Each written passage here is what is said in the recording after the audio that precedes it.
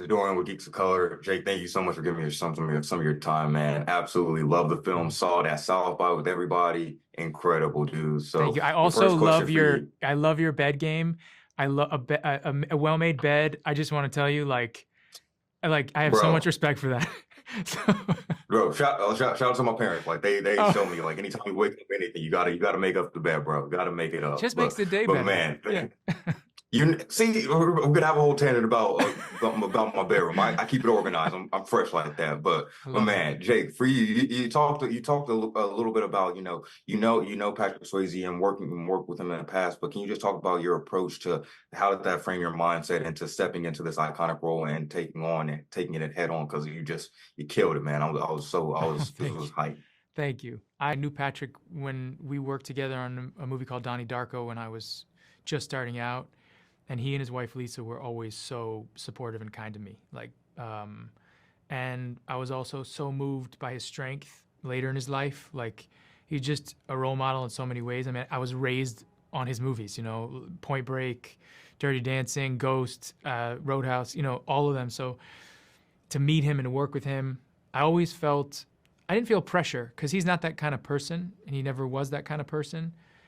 I felt a responsibility to him, to be able to carry the essence of who the character he created in the original into this one. I mean, he did so many great things. I mean, he's such an amazing dancer. All the fight sequences in the original are amazing. But he also did this stillness in that movie that I loved. Observation, stillness, which I tried to bring into this, and that's what I wanted to carry over. I also had my characters had a couple of tattoos, and I have a couple in honor of Patrick, just to remind myself every morning when we put him Wow. on, the history of the guy I was playing. Your main antagonist, your boy fighting against Conor. So, I know he said he came into this as a white belt. So were you able to tell him any like acting lessons and kind of show him like, all right, this is how you do this? And was he able to throw the same to you as far as like, all right, here's how you got to hit me and stuff like that? Oh yeah, I mean the exchange. We met kind of at that point where obviously I have experience in the the thing I do, and he has a lot of experience in the thing that he does, and he was constantly showing me and instructing me stuff, how to move and take to take. We'd watch it back. He'd give me instruction on the take. He'd say, you're not throwing all the way, or he'd come from the hip, or shoot this and that. While we were grappling, he would give me instructions, tons and tons and tons of things. I was very grateful for that. He gave me much more in that space than I did in the acting space. But he asked me questions about previous takes, and we would talk about them, and I'd give him an idea or whatever. But he came with tons of ideas. He was just always, as watching him, he's just someone who has tons of ideas and has so much energy. So he brought all that innately. He just has an innate charisma, which he brings to the movie. The movie, he enters the movie, it's like it's moving, and then it just rocket ships up. Did y'all even give him a script? You're just like, no, Conor, just go out there, be wild, be yourself. I felt amazing though. There were some But improvs when he puts his hands out and he goes like, la notorious. I was like, oh my god, now he's calling me the notorious. Oh god, here we go. He's gonna kick my ass.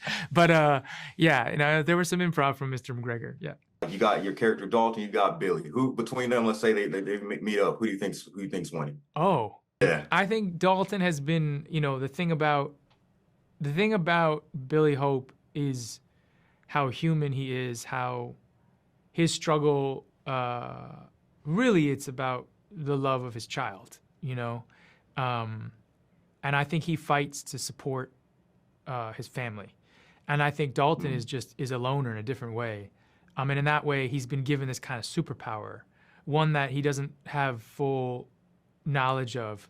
I would say they would both win in different forms of fights, right? And it depends on what they were fighting for, right?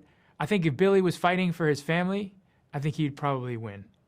And I think if, Oh, and also in the end, I would tell you that no one ever wins a fight. So that was a deep philosophical question. I'm glad you said that, and I'm getting a wrap up time. So I just want to say thank you so much, Jake. thank It you. was an epic movie. I'm glad I got to see it at South by. You Of have a great course. rest of your press tour, and I can't wait to see what you do next, man. Thank you so much. Thank you.